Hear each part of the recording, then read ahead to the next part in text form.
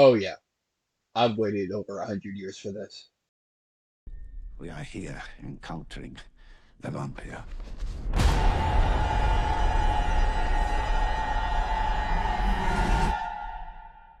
Nosferatu.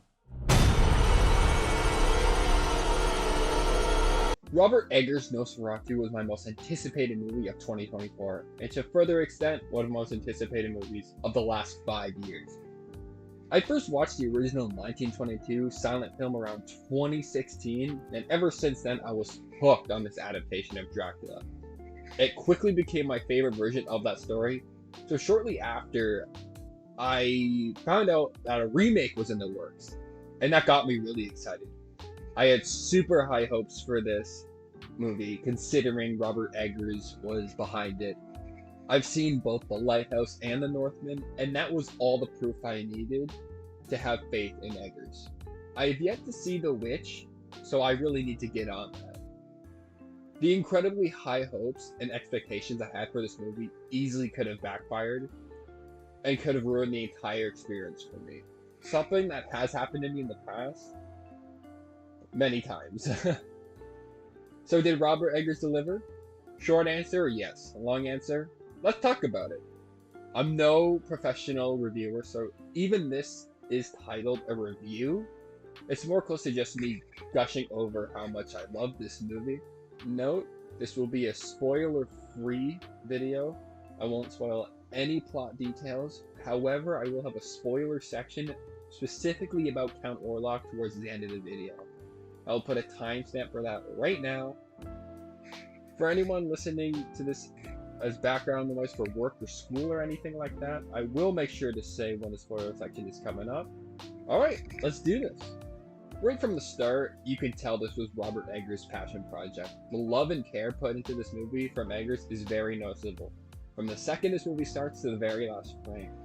I said to my friend after watching this movie, that was visually intoxicating.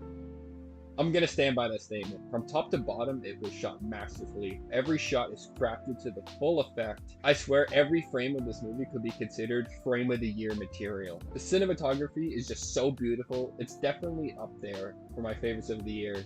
Super close with Alien Romulus, I might add. Shoutouts to Jaron Blaschke? I think I'm saying that right. I might be butchering it, I don't know. Your work was phenomenal, Nosferatu. All the praise to you. Oh my god, the set and costume design was spectacular. I was fully immersed into this world. When you have a movie set in a specific time period, it is so crucial to really nail the feeling, and Robert Eggers crushed it. The way everything is framed and lit all adds to the experience.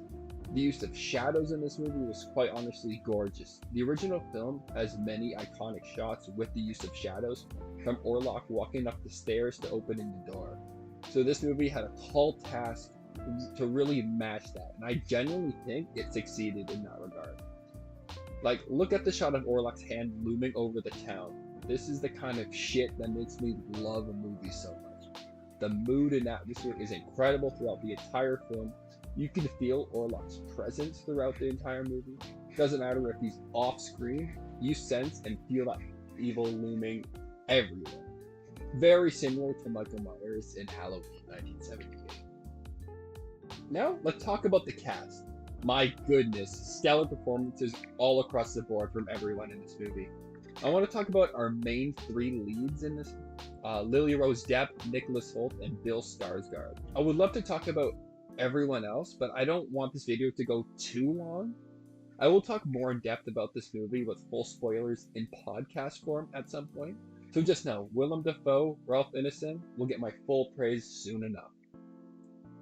So Lily Rose Depp is an actress that I was not familiar with prior to her casting in this movie. I didn't even know she was related to Johnny Depp. That's how much I just didn't know. I saw her cast in this movie and I didn't think anything of Johnny Depp.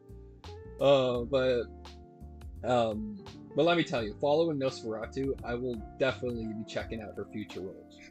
Originally, this role was filled by Anya Taylor-Joy, a casting that I was looking forward to, and was very upset when I found out she had to drop out to the scheduling conflicts. But I can happily say, with full confidence, I'm really happy that Lily got this role.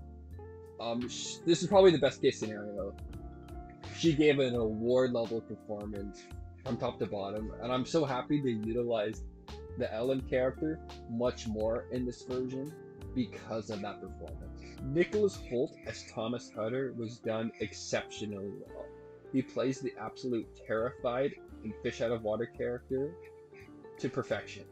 Every time he is on screen with Orlok, the look on his face and his eyes make you think he was genuinely working with a real vampire.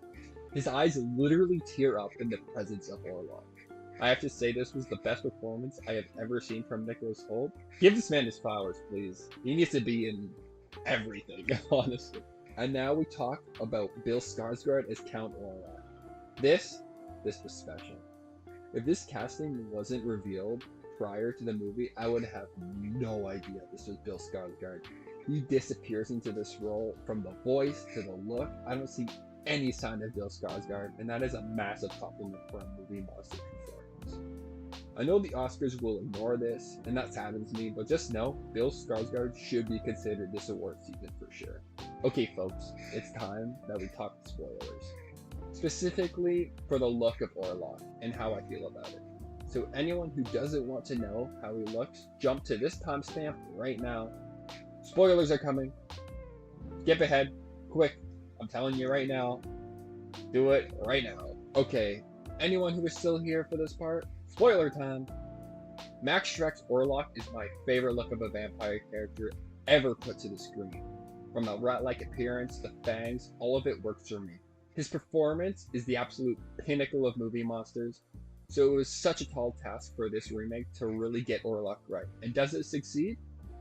Obviously it does. Bill's Orlok has similar aspects to Max Schreck's Orlok, but it is also very different. Side by side, it's night and day. Eggers wanted his version to look like a dead Transylvanian nobleman, and he pulled that off to pure perfection. Orlok looks like a corpse complete with sores, scars, open wounds, and rotting flesh.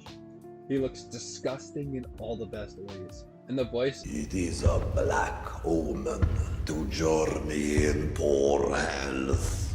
You will remain and well rest yourself. The fact that this was Bill Skarsgård's voice without any enhancements completely blows me away. Okay. I know what you were waiting for me to talk about. The mustache. Do I like it? Do I hate it? I fucking love it. It's such a perfect touch that completes this look. I genuinely couldn't see this version without the mustache. It just works so well for me. It fits the dead Transylvanian nobleman that Eggers wanted, and it ties back to the inspiration of Dracula.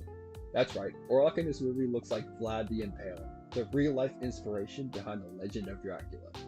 So this really ties it all together back to real-life origin. The version of Orlok in this movie is incredible.